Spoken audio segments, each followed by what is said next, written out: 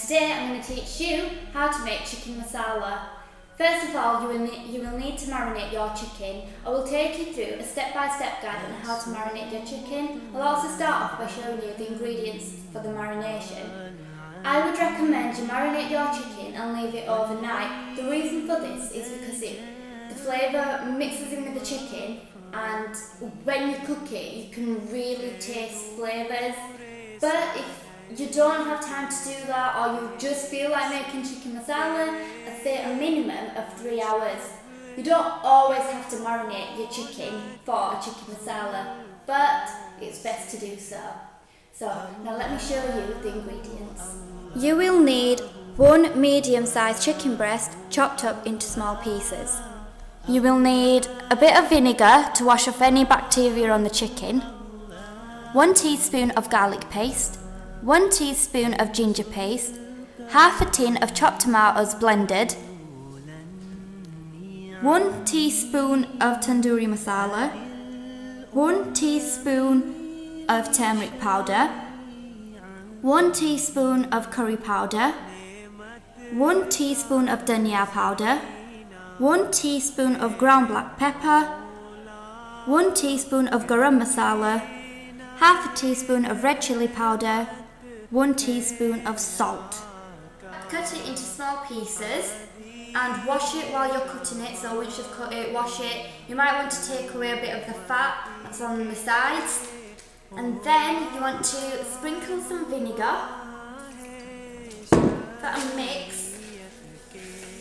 This just removes the bacteria. And then run some water and give it a quick wash through. Once you've done that, just want to drain the water out.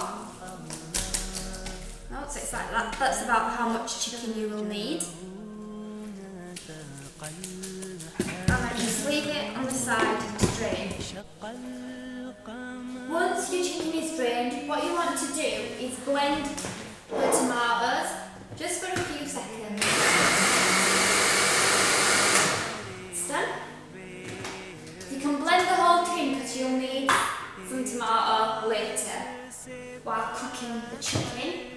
I'm gonna put that in. It's about half of it. Yeah.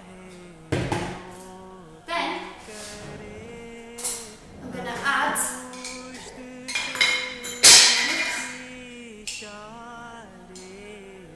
1 teaspoon of ginger.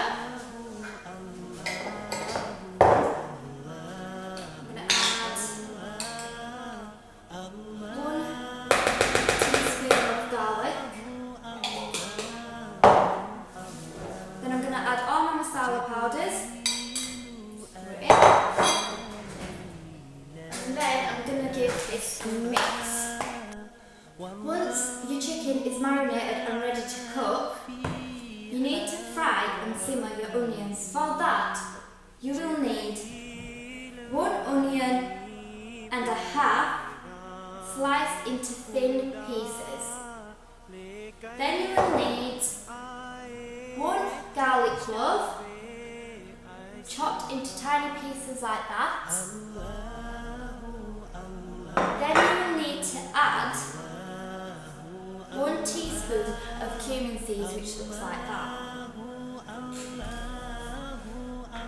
Once your onions are fried and golden brown, you will need to add 150 millilitres of water along with 1 teaspoon of turmeric powder. Once you've simmered your onions and they're soft, you will add your chicken and you'll let that cook for about 25 to 30 minutes. Then you will add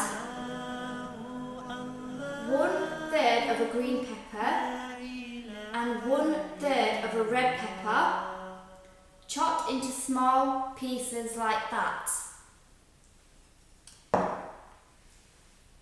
Then, if you need to, you will add the rest of your tomato.